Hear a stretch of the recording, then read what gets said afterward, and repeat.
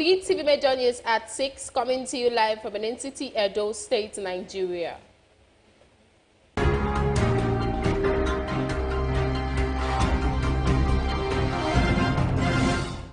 So as it was trying to gather itself, it fell.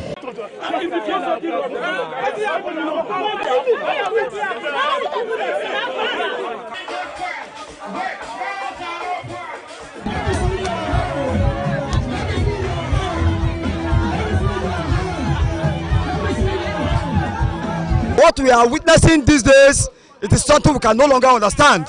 They should stop telling us and promising us all those promises are fake, giving us details of promises are fake. We don't want it anymore.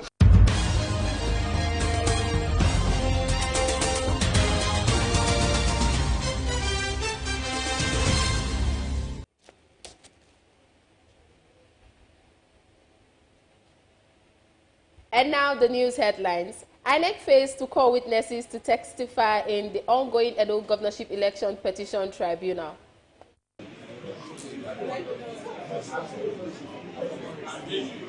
Today again, INEC has strengthened our case by being unable to provide any witnesses and, of course, saving the Commission the national embarrassment to defend what we have termed the heist. Governor Okwebelo vows to implement Asset Verification Committee's finding. Let you know that your findings are recommendation. We will carry it out appropriately. Interactions with stakeholders and thorough verification carried out by the committee with the utmost commitment to ensuring transparency. New AAU Governing Council, led by Chief Dan Obi, received prayers and support from Enoji of Ekpoma, receives royal blessings.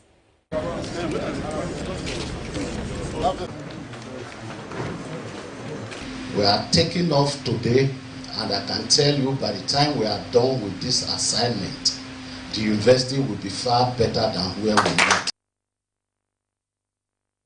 Also on the headlines, Benin City residents react to suspension of Edo State Attorney General Dr. Samson Osagie. If he has evidence, genuine evidence that really he's corrupt, then definitely he showed example. So if he can use the Commissioner of Justice as an example by suspending him, other commissioners will sit up. This is just too early. A government that is having legislative problem in the court is just doing that, but the government ought to have settled down first in the first place.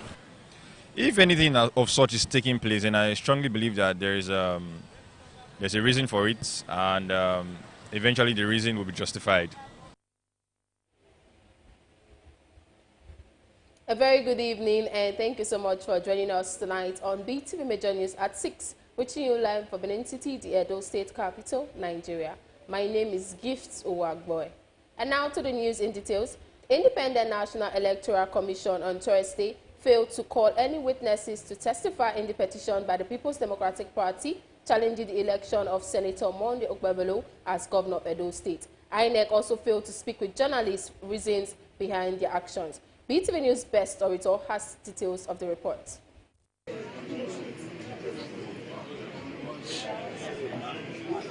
At 10 a.m. on Thursday, the Edo State Governorship Election Petitions Tribunal sitting in Abuja resumed as everyone was eager to see INEC call their witnesses based on their promise in the previous sitting. After announcing their appearance, INEC's lead counsel, Kanu Agabi-SN, said after they left the tribunal on Wednesday, they as the first respondents gave a much thought to the petition and said that they have decided not to call any witness in the matter. He said they came to a serious conclusion that they should close their case after the evidence they have extracted from the petitioner's witnesses and apply to the tribunal to close their defense. After his application, many persons in the courtroom seem to be surprised that INEC closed their case without calling any witness, which led to murmuring. However, INEC's counsel, Kanu Agabi said, judging by the murmuring that came from closing of the defense, it shows that the petitioners have adopted their application. Lead counsel for the petitioners, Adetuji Oyeyikpo SN, said they were not surprised that INEC did not call witnesses, saying that the respondents showed some discretion and they cannot object to them closing their case. The second and third respondents' counsel did not object to the application by the first respondent.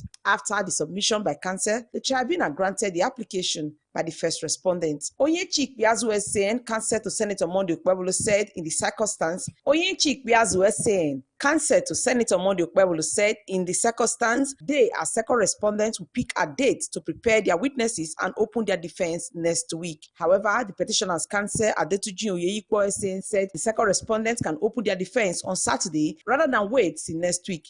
However, the tribunal adjourned the matter to Monday, 10th of February 2025. Former Commissioner in Edo State, Ogbede Falu-Isibo, who spoke on behalf of the petitioners, said they were surprised that INEC could not call witnesses to defend the victory given to Senator Monday Okpebholo. He, however, expressed confidence that the tribunal will give victory to the PDP candidate, Aswan Ighodalo. Absolutely. It is a way of saving themselves the national embarrassment by presenting witnesses who will be unable to defend the matter, to defend their case, to defend tender documents. So INEC, in her wisdom, saved herself of the shame by not presenting witnesses. So it is clear for what we've been saying as a party that on behalf of the Edo people, PDP won the election, and our prayer is the same.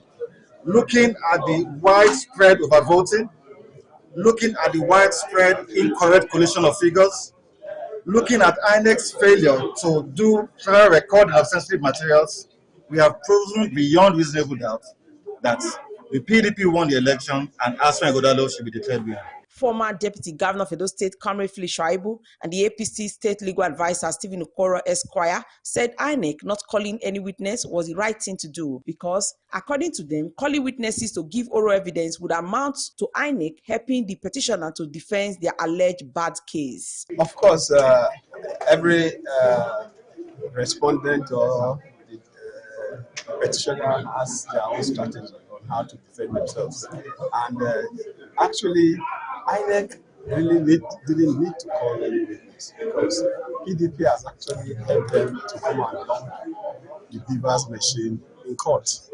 And as far as I'm concerned, I told you the last time that what PDP had done with my knowledge of litigation, you know, I've been contesting election, and all my elections took me to tribunal, including when I was deputy governor first term, deputy governor second term, member of House of Assembly, House of Rep, all we went through the tribunal. So, and what they did, like I told you the last time, is lacking to coming to dump documents or machines in the court. And today INEC has come to do what I expected them to do, because they have declared results. They've come to present their results yesterday that they declared. And they don't need any witness. The witness that they need is the document they dropped yesterday. And that's all. So, helping APC case, APC won the election. Ekolo won the election. So, I think what PDP is trying to do is to keep their supporters. But unfortunately, actually, the first 11 of PDP have left. More are leaving today. More will be leaving tomorrow. So what they are doing is a strategy to just be deceiving their supporters that they have a case. They don't have a case. Keep them busy. That's what they are doing. So this matter is finished. Often the Notion of defense of the first respondent, which is INEC. INEC looked at the whole team and discovered that there was no need for them to call the witness, and thereafter they closed their case. You see, PDP or the petitioners could not even prove their case. There's no point to whip a dead horse, and that is why they decided not to call any witness. As far as they are concerned, they have tendered all relevant documents as the ICB. So there was no point calling. Can you go and open their case for them? No. As far as we are concerned, we know that PDP, their case or their petition died on arrival. The tribunal will reconvene on Monday next week for the second respondent to open their defense. Best Orator reporting for BeeTv News. Now let's take you to Abuja, where our senior reporter, Best Orator, is standing by to give us an update. Hello, Best. All right, Can you quickly Gift, give thank you us so very an much. update of Not what so much happened at the happened tribunal? today at the tribunal. Unlike other days, like last week where we spent quite a number of time here at the tribunal. But this Thursday, the first respondents, the Independent National Electoral Commission, were expected to open their defense in the petition filed by the People's Democratic Party and its candidate, Dr. Aswe Ighodalo. On Wednesday, INEC had told the tribunal that they were going to call their witnesses who they were expecting from Benin City. And on the basis of that, counsel were in court and others to get first-hand information from INEC about the oral evidence that witnesses were supposed to give. But surprisingly, INEC told the court that after due consultation, if you allow me to say that, maybe looking at the evidences by the petitioner's counsel, there was no need for them to call witnesses anymore. So basically, Gift, that was what happened today in court. Okay, so does that mean that INEC could not defend the result they declared? All right, thank you so very much, Gift. If I got your question correctly, I think INEC not calling any witness to defend this petition by the People's Democratic Party and Aswe Ighodalo does not in any way mean that they could not defend the result that they issued to Senator Monday Okpebholo, the incumbent governor of Edo State. I will just give you a few instances. For example, in February 2017, when the then candidate in Edo State, Pastor Saige Izeyamu, took Mr. Godwin Obaseki to court to challenge the 2016 governorship election, INEC equally opened and closed their case the same day. What they did was to tender documents and they never called any witnesses. Now, will you say that in that instance, where INEC opened their case and never called any witness, that they could not defend the election results of Mr. Godwin Obaseki at that time? One may not be right to say so. And even in 2023, when candidate of the People's Democratic Party, Ladi Adebutu, took Dapo Abiodun to court in the tribunal, INEC equally came, opened their case that same day and closed the case. Will you also say INEC could not defend the result that they gave to the All Progressives Congress? One may not be right to say so. We have several instances like that across various tribunals in the past in Nigeria. So I think that is INEC method. What they've done over time is to bring documents to the tribunal, and once the documents are admitted in evidence, they close their case. So I don't think there is any reason basically for anyone to raise dust about INEC not calling witnesses to give oral evidence. Okay, so finally, what's next now? So basically, Gift, not so much we're expecting. And now that the first respondents have closed their case at INEC, it is expected now that the second respondent, Senator Monday Okpebholo, will open their defense. But counsel to Okpebholo, Oyechi Piazu SAN, have informed the tribunal that they will need time to bring in their witnesses. And so the tribunal adjourned to Monday, 10th of February, for them to do that. But in the meantime, on Friday, the tribunal is expected to entertain the petition by Action People's Movement or Allied People's Movement. So basically, that is the update from here in Abuja. Thank you so very much, Gift, and I'll continue to update you subsequently. Thank you so much, our senior reporter, Best Orator, for that update from Abuja. Moving on, Edo State Governor Senator Monday Okpebholo has assured that his administration will implement the findings and recommendation of the Asset Verification Committee, which was tasked with assessing government assets and liabilities. Okpebholo stated this when he received the report from the Asset Verification team. BeeTv News Best Orator has the report. Yes, Excellency. These are 5 copies of our reports and the respective measures.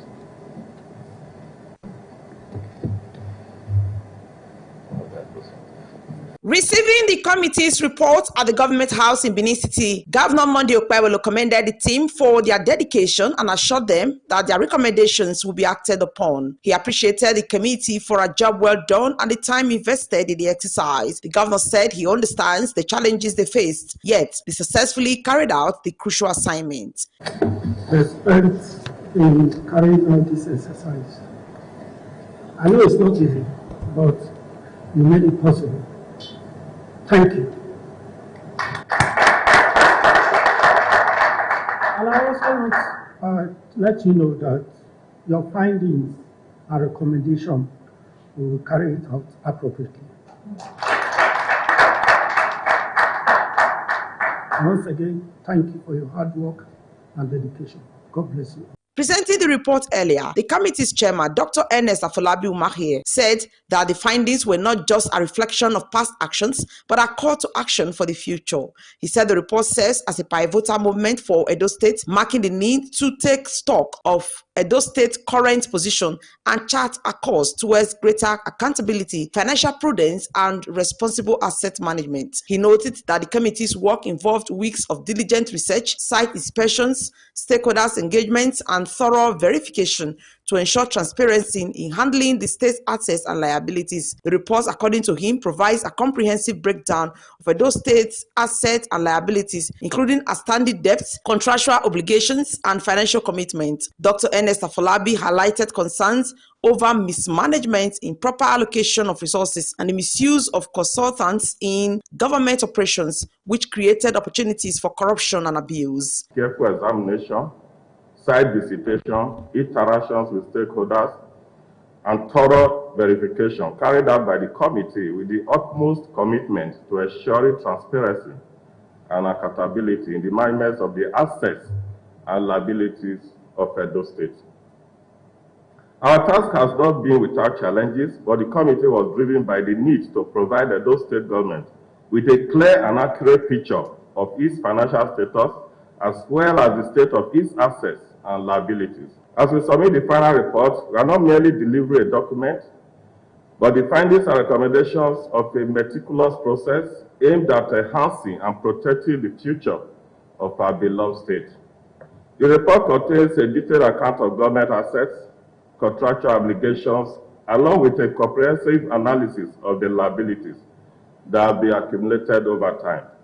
More importantly, the committee has also identified assets where government resources have been mismanaged or improperly allocated, in addition to the use of consultants in the supposed management and operations of government businesses, which provided an avenue for abuses, dubious and clandestine activities. The committee recommended a review of certain government contracts and agreements, emphasizing the need to ensure that they align with the best interest of Edo State. Dr. Afolabi Umahiye also revealed that during their investigation, the committee uncovered evidence of financial misconduct, mismanagement, and possible corruption. Additionally, the report suggests a re-evaluation of government agreements, leases, and tenancies to ensure fairness and economic advantage for the state. The committee also advised the government to scrutinize corporate entities suspected of having unclear ownership structures linked to past administrations. One of the key aspects of our report is the comprehensive breakdown of the total liabilities of Edo State government.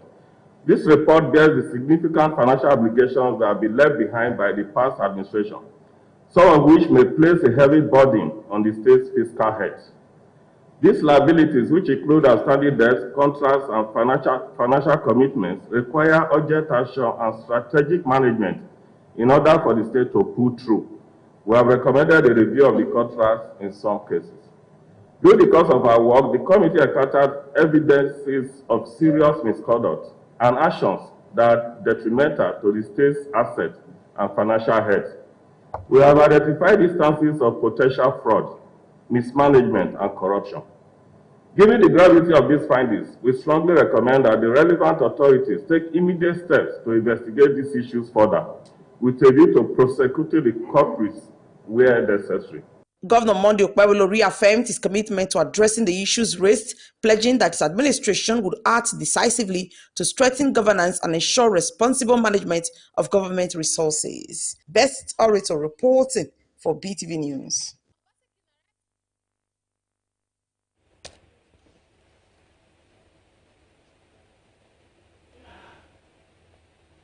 Governor Monday Okpebholo of Edo State has suspended the State Attorney General and Commissioner for Justice, Honorable Samson Osaige, and the Chairman, State Local Government Service Commission, Honorable Damian Lawani, over alleged grave official and financial infract effects.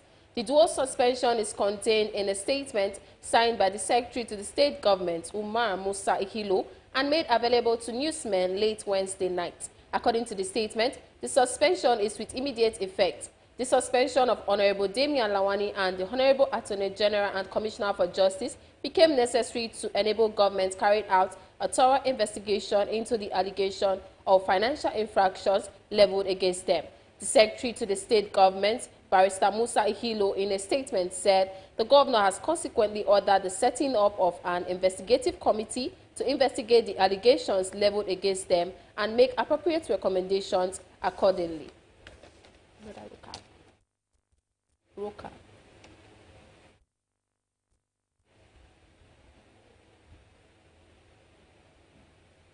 Meanwhile, the suspended Attorney General and Commissioner for Justice, Dr. Samson Osaige, has said that he was never involved in any financial dealing with anyone, nor committed any financial infractions of any kind. Reacting in a statement, Osaige said he was also not confronted with the said allegations by anyone before his suspension was announced. He said he will be ready, willing and prepared to defend himself and prove his innocence in order to clear his name and hard-earned reputation, which he has labored to build over the years.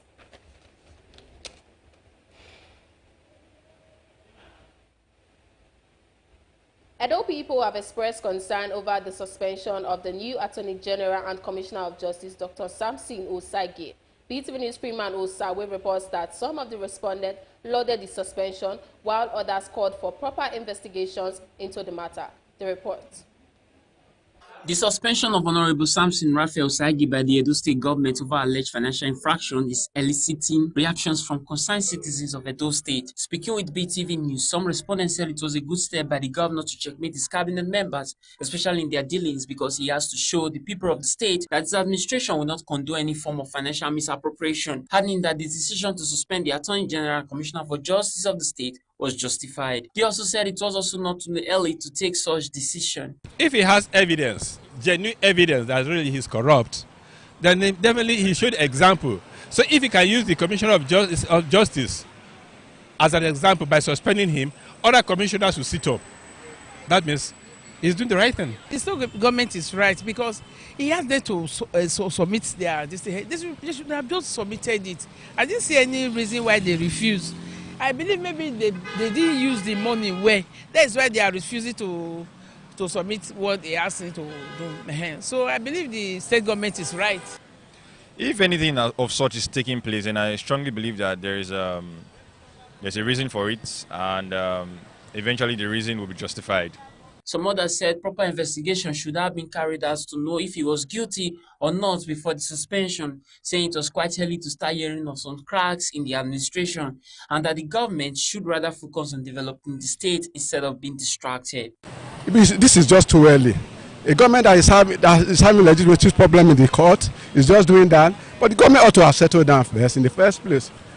The case is still very much in the courts, and these are people who actually work for him. Coming around now, to me, I consider it as ingratitude of the government to the man in question. The governor has every right to hire you, they fire you.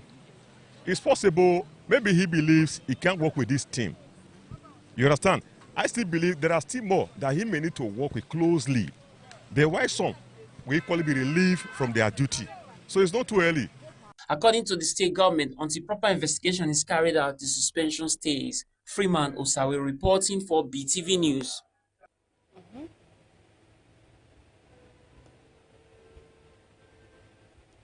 Edo State Governor Senator Monday Okpebholo has flagged off free malaria testing, treatment and distribution of malaria drugs to combat the scourge in the state. Governor Okpebholo was accompanied by his deputy, Right Honorable Dennis Idahosa, Coordinator Office of the First Lady, Edesili Anani, Secretary to the Edo State Government, Barrister Musa Ihilo, Chief of Staff Gani Audu, Permanent Secretaries, Health Officials, partners of the programs, among others. BeeTv News Best Orator has the details.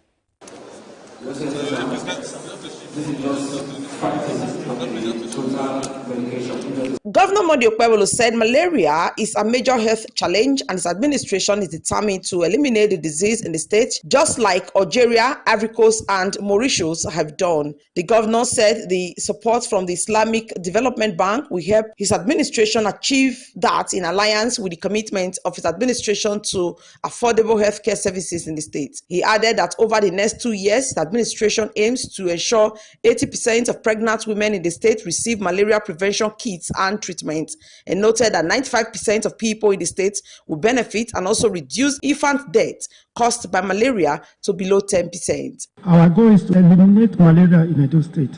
This support from Islamic Development Bank will help us achieve that, and with my commitment to affordable healthcare.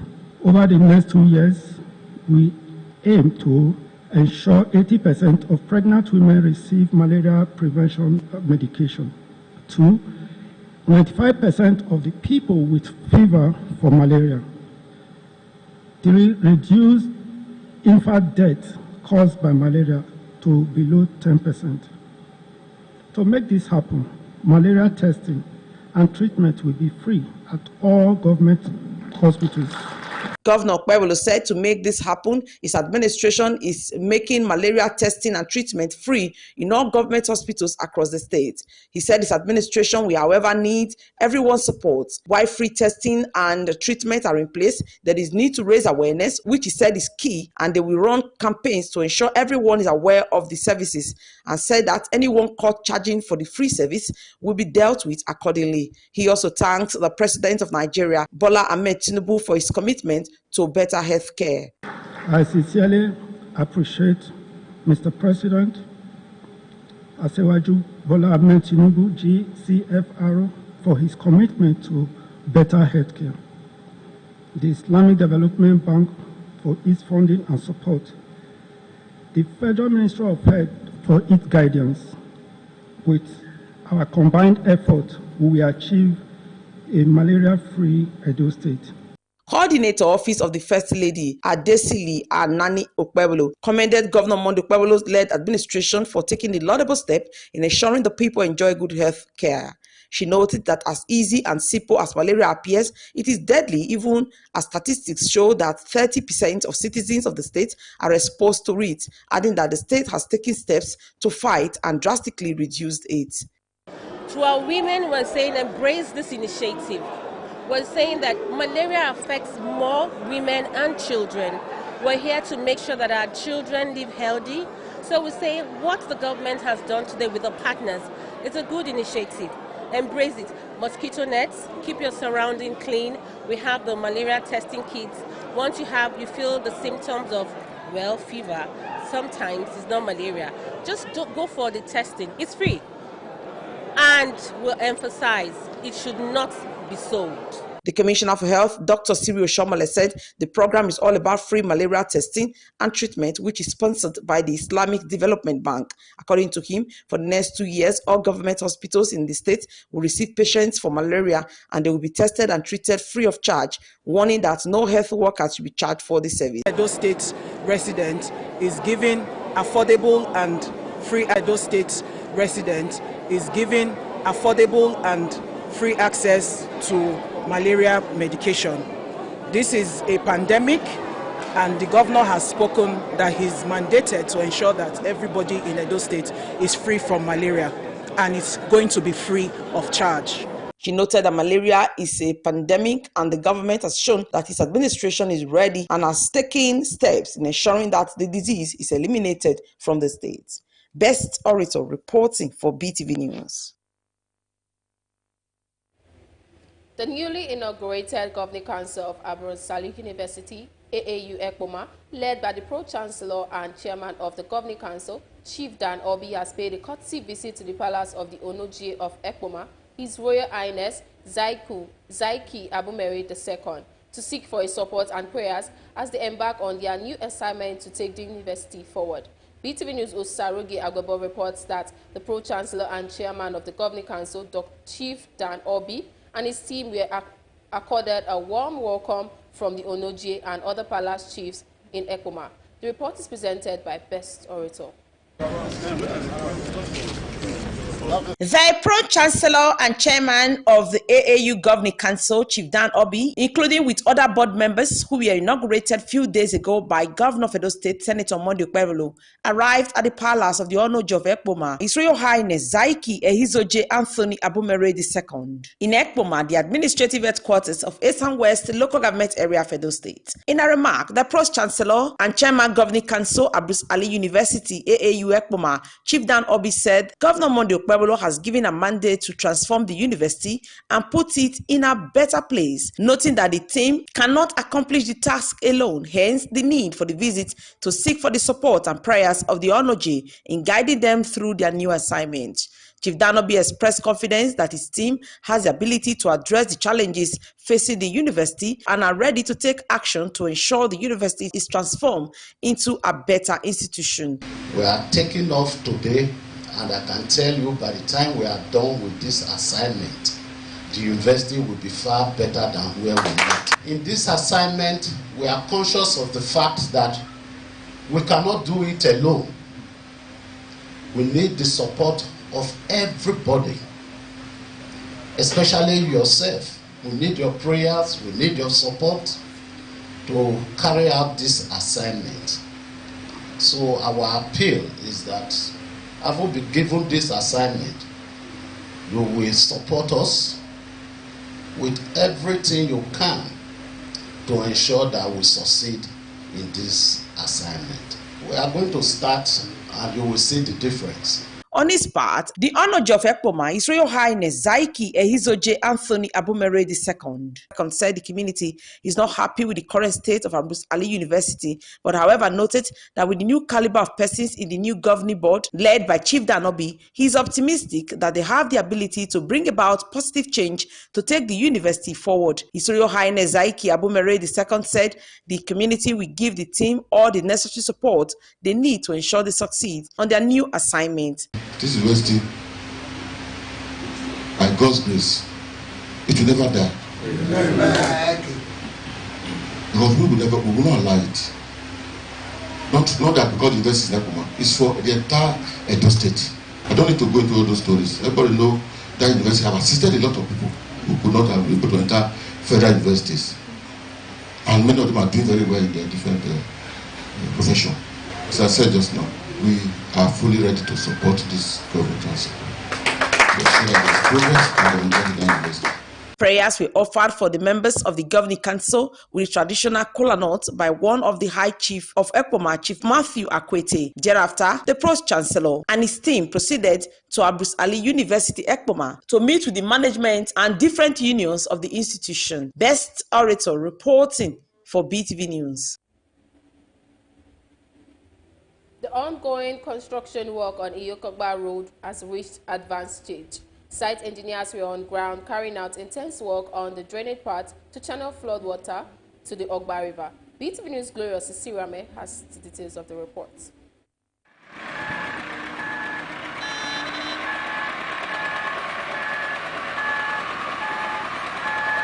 The construction of the Iyekogba Road leading to several communities is gradually taking shape as motorists can ply the road with little ease unlike in the past. The site engineer, Tiamiyu Ibrahim, who spoke with BeeTv News, said lots of progress has been recorded. According to the scope of progress, he explained that a bridge is to be constructed across Ogba River of about 20 meters span. He said drainage construction is already in progress and have reached a commendable point.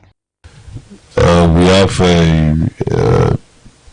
drainage works for draining of water away from the road. We have some culverts, both rings and bus culverts along the road. Out of those rings, the rings culvert, I think we have completed nearly all the ring culverts, and we are about to start a bus culvert leading to Umegbe now very soon. So very soon our concrete works will be completed and we will start our pavement. He further mentioned that water tankers are available for sprinkling to reduce the rate of dust on the roads, and that in the space of 2 years the project will be perfected. Engineer Johnson, one of the engineers at the project site, also stated further aspects of the work in progress. It's in progress. We started just about 6 months ago. Yes, and so far we have, let me even start with the drainages, because we started with drains. We have a 1.2 meter wide by 1 meter deep drainage, on one side of the road, and it's about 7.1 kilometer length of that drain. So far we've done about 4 kilometers, so that's a good progress. Residents living in the area are concerned and hopeful for the successful completion of the project, and also for it to reach a suitable point before the rainy season to avoid erosion and further damage. A poultry farmer and trader along the road expressed her gratitude to the government for attending to the road and also pleaded that they should speed up the work before the rains set in. What happened about 2 years ago in this road, we know how gully in this place. So it really affects our business. Now when they started the work last year, we are very happy. What I'm still saying is that I just want them to fast for the work before the rain will come. Showing our request to the government so that to put more effort about the road before the rainy season will start. Because movement here is not easy when rainy season is started. But as for now, we have seen effort and we never give up. Iyekogba Road construction remains a work in good progress. Glorious Isiramin reporting for BeeTv News. The Nigerian government has launched the Access to Work scheme for persons with disabilities. The head media and publicity Ishaku Kigbu in a statement explained that the scheme unveiled in Ikeja, Lagos, tagged National Access to Work Scheme, is designed to provide work-assisted devices and technologies to persons with disabilities, PWDs, employed and private sector organizations. BeeTv News' Osaroge Agobo reports. In January 2018, Nigeria's former President Muhammadu Buhari made a landmark move by signing the Discrimination Against Persons with Disabilities Act into law following 9 years of tireless advocacy for disability rights groups. However, despite this legal recognition of their rights, many persons with disabilities continue to face significant barriers to employment, largely due to stigmatization and discrimination. But now, 6 years later, there is hope on the horizon as the Access to Work scheme officially launches at a launchhead in Lagos. Ayuba Boki, the Executive Secretary of the National Commission for Persons with Disabilities, emphasized the initiative represents a crucial step towards implementing the Nigeria Information Act on Discrimination and Disability. The law mandates that organizations must employ at least 5 persons of eligible persons with disabilities. The enabling law that set up the National Commission for Persons with Disabilities had a provision for a grace period to make Nigerians adjust to the new reality of the Discrimination Against Persons with Disabilities Act, which provided clearly that 5% of every employment opportunity must be reserved for eligible persons with disabilities. The 5% provided by the law is even an underestimation because we have much more persons with disabilities than just 5%. The Access to Work scheme for us is an important milestone that helps to share responsibility between the government, the private sector, the development actors, and all the people who are in the space working towards inclusive employment. This is very important in the sense that diversity and inclusion is also important for businesses. This is not just for persons with disabilities alone, it's for the society, it's for the business community. This is something that belongs to all of us. The National Commission for Persons with Disabilities has also set up an implementation committee tasked with achieving a 15% reduction in unemployment among persons with disabilities. The committee aims to strengthen economic inclusion and boost tax revenue by fostering partnership with employers dedicated to implementing inclusive policies and human resources practices. Osaroge Agwebo reporting for BeeTv. A similar visit to the home of General Abdul Salam Abubakar, where she applauded the former military head of state for his unwavering support to the current administration. It's been a lot for us trying to juggle and, stabilize the government to an extent, because with subsidy removal, people were getting a lot agitated. Daddy, on the other hand, has always encouraged Mr. President. So it's right for me to come here and to greet them, because they are the fathers of our nation, the patriarchs of this great nation. It's good for us to pay our respect. So that's why we're here. It's nothing much. It's nothing political. It's just respect for me and Her Excellency Hajji Anana Shaitima. Thank you very much. I want to thank her, the First Lady, for what she has doing and will continue to do, especially for the young children, the motherless, and the orphans. She has done very well during her second year in office. She has done the public, Nigerian public, and she has done a lot of things in order to bring out Nigeria. And she is Nigeria's #1 ambassador. At the government house, Mina, where she extended her condolences to the state governor, Omar Bago, the First Lady announced a donation of 100 million naira through the Renewed Hope initiatives to victims of recent disasters in the state. Looking at under 70 families, like I review with you, we decided each family will have ₦1 million, at least to help them settle in.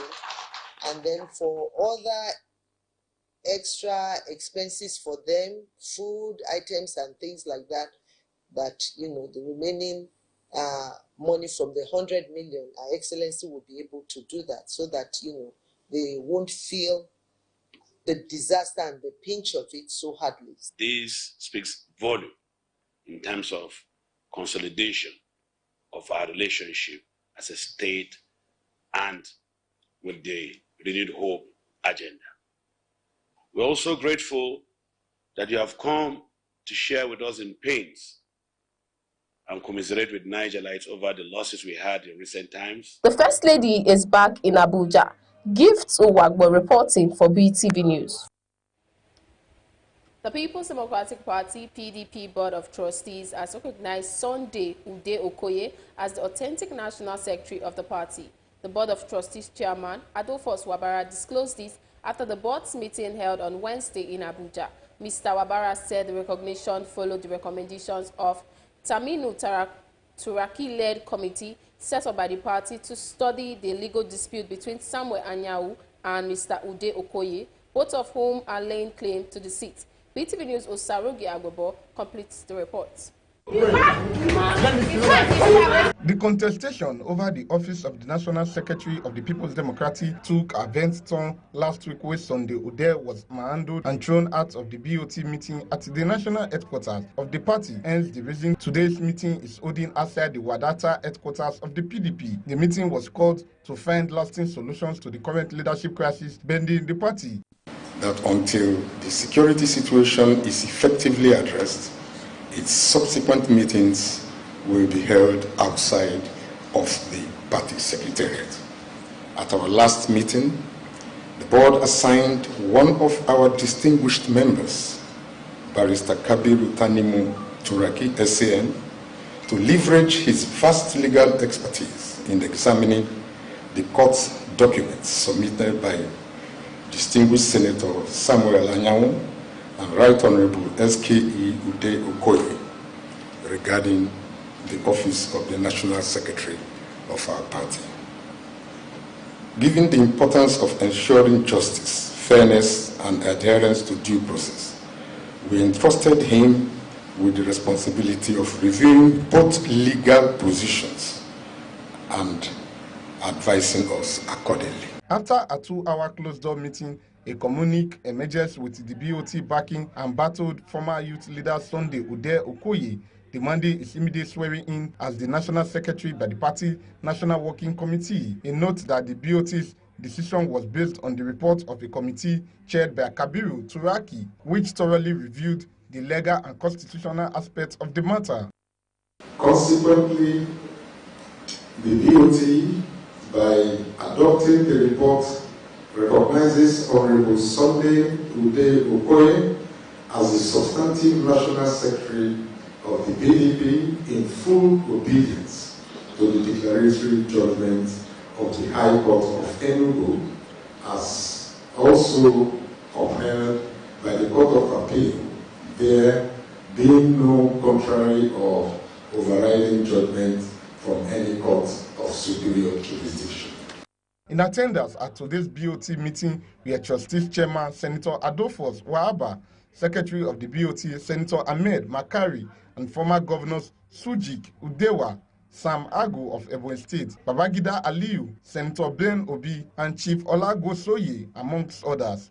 Meanwhile, in a swift reaction, PDP Coalition Youth for Good Governance has disagreed with the stance of the BOT, describing it as being contemptuous of court orders. The group also accused the board of being biased. Looking into this matter and the possible ways of ending this crisis, the Youth Coalition resolved as follows: that the Board of Trustees should not take position that would undermine the peaceful resolution of the conflict, allow the court process to continue so as to resolve the conflict through a constitutional means without interference and prejudice. Last week, PDP governors led by Bauchi State Governor Bala Mohammed had called on the National Working Committee to immediately swear in Ode Okoye in line with an appeal court ruling that recognizes him as the National Secretary of the party. Osarogi Agwebo reporting for BeeTv News. Residents in Ugbo axis of Benin City have condemned the ongoing commercial activities at the pedestrian bridge. They said the bridge was made for the safety of pedestrians and called on relevant authorities to look into it. BeeTv News' Kwelumi Mukoro has the report.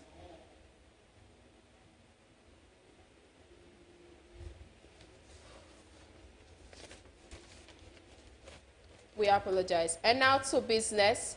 New guidelines released by the Central Bank of Nigeria, CBN, for Bureau de Change BDC operators require that all transactions involving end users, bank verification number, BVNs, and dollar sales on foreign passports be documented. In the foreign currency market run by the BDCs, the new rule seeks to improve tracking, transparency, and anti-money laundering initiatives. BeeTv News' Kwelumi Mukoro tells us more on these and other stories from the business news.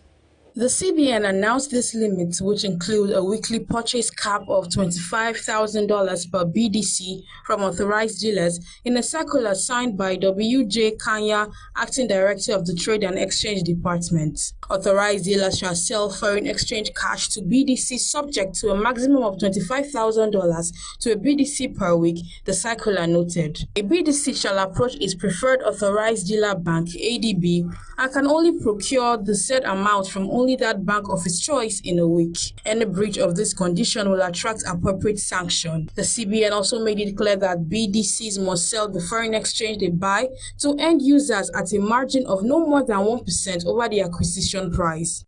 The Nigerian Electricity Regulatory Commission (NERC) has rolled out new guidelines on electricity tariff hikes within the country's electricity supply industry. NERC Sanusi Garba, in a recent order, explained that according to 2023 Electricity Act, operators in the sector must ensure electricity companies can cover their reasonable costs, make enough money to keep operating, and earn a fair profit on their investments. It stated that Section 116, subsection 1 of the Act provides that activities in generation, transmission, distribution, trading, supply, system, operation, and electricity distribution franchising shall be subject to tariff regulation, noting that Section 116, subsection 2 further provides for the Commission to develop a tariff methodology that allows licensing operating efficiently to recover the full efficient cost of their business activities.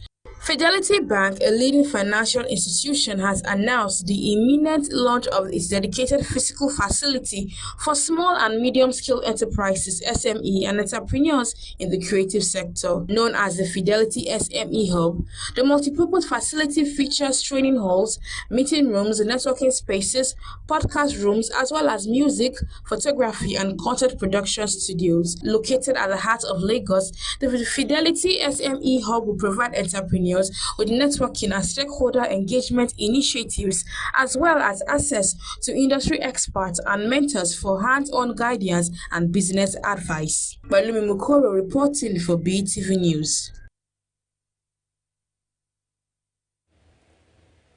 And now to the foreign scene, where Donald Trump has repeated his plan for the U.S. to take control of Gaza Strip. despite rejection from Palestinians and world leaders. BeeTv News Global News correspondent Rebecca Goffey tells us more on these and other stories from the foreign scene. On social media, Trump stated that Israel would hand over Gaza to the U.S. once the fighting ends. He added that Palestinians would have already been moved to safer and more beautiful communities in the region with modern homes. Trump first revealed his plan on Tuesday, saying he wanted the U.S. to have a long-term ownership position in Gaza. While experts say his plan is unlikely to happen, it could still have significant consequences. Meanwhile, Panama has rejected U.S. claim that it allows American government ships to pass through the Panama Canal for free. The U.S. State Department said its vessels could now transit the canal without paying fees, saving millions of dollars. However, the Panama Canal Authority ACP denied making any changes to tolls or fees. President Donald Trump has repeatedly expressed his desire to regain U.S. control of the canal, a crucial trade route between the Atlantic and Pacific Oceans. U.S. Secretary of State Marco Rubio warned that the U.S. would take action if Panama did not comply with its treaty obligations. Syria's embassy in Stockholm has confirmed that Syrians were among the 10 victims of a deadly school shooting in Örebro, Sweden. The attack, Sweden's worst shooting, took place at Risbergska School on Tuesday. The suspected gunman, 35-year-old Richard Anderson, was killed, but police have not officially identified him or revealed a motive. Bosnia ambassador confirmed that 2 Bosnian citizens were also affected. One was wounded and another was missing. And lastly, on global news, Malawi's president Lazarus Chakwera has ordered the military to continue. And that's it on the global news segment for tonight. Thanks very much for watching. I am Rebecca Goffey. And now to entertainment. Nigerian Afrobeat sensation Divine Ukubo, popularly known as Rema, is set to release his first single of 2025 titled Baby Is It a Crime on Friday, February 7. The highly anticipated track samples Sade's 1985 classic Is It a Crime from A Promise album. The report. This announcement comes shortly after Rema's Grammy nomination for Best Global Album, further cementing its place in the global music scene. Is It a Crime is Rema's first release since his successful 2024 album, He Is, which was a tribute to the rich history of Nigerian music and encouraged a deeper connection to local influences. Fans can expect a fusion of Rema's signature Afrobeat style with Sade's soulful melody, creating a fresh and captivating sound. With this upcoming track, Rema continues to innovate and captivate his growing global fan base. The release marks an exciting beginning for Rema's musical journey in 2025, following a landmark year in 2024. Nigerian singer Habib Okikiola, popularly known as Portable, has cried out as the Ogun State government seals its uncompleted building and hotel in Shango Ota over illegal development. The notice or contravention shared on Instagram by the Zazu Kruna showed that the properties were sealed by the Ogun State Planning and Development Authority. Portable alleged that during the sealing of the properties, about 20 of his customers and workers were taken into detention. He also claimed that the alcoholic beverages at his bar were confiscated during the operation. At the time of filing this report, the Ogun State Planning and Development Authority has yet to respond to the allegations. Lastly, on entertainment, tragedy has struck the Nollywood film industry as actress Pat Ugu has sadly passed away at the young age of 35. The news of her demise was shared by our colleague Emeka Okoye via an Instagram post on Wednesday, accompanied by a funeral poster outlining the arrangements for her final welfare. Expressing shock about Ugu's sudden departure, Okoye shared the funeral details. Speaking about his fears, the actor described the recent spate of losses in the Nigerian movie industry as unusual. Pat's burial will take place on February 7, 2025, with the wake scheduled for Thursday, February 6, 2025. That's it on Entertainment News tonight. Gifts Uwagbo reporting for BeeTv News. And now talking sports, where Madrid legend Marcelo Diaz retired at the age of 36. Mikel Arteta blames fatigue from Man City thrashing for Newcastle loss, but admits Arsenal must swallow Carabao. Also, at the end, set record straight on Anthony Joshua versus Martin Bankole after Ben Shalom claimed fight is signed. Let's join Freeman Osawe for details of sports. Brazil defender Marcelo has announced his retirement from football at the age of 36. The left back, one of the most decorated players in history, played 58 times for Brazil. After coming through the ranks of Brazilian club Fluminense, Marcelo joined Real Madrid in 2007 at the age of 18. He won 25 pieces of major silverware in 15 years at the Bernabeu, including 5 Champions League titles and 6 La Liga titles. He had 16 seasons, 25 titles, 5 Champions League, one of the captains, and so many magical nights at the Bernabeu. What a journey. My journey as a player ends here, but I still have so much to give to football. Thank you for everything. Arsenal hopes of securing a domestic cup this season come to an abrupt end at St James Park as Newcastle sealed a 4-0 aggregate victory, earning a spot in the Carabao Cup final on Jacob Murphy and Anthony Gordon ensured Eddie Howe's side march on to Wembley, where they would take on either Liverpool or Tottenham. The defeat brought a disappointing conclusion to a busy period of Arsenal, who had endured a grueling schedule of 12 matches in 41 days, with their next fixture over a week away. The team will now travel to Dubai for a mid-season training camp to recover before the business end of the campaign. On Saturday night, following Adam Azim's victory over Sergei Lapinet at the OVO Wembley Arena, Shalom Joshua and Bakole had agreed terms for a blockbuster showdown in Congo. Dillian White to have KO loss over top after Rivers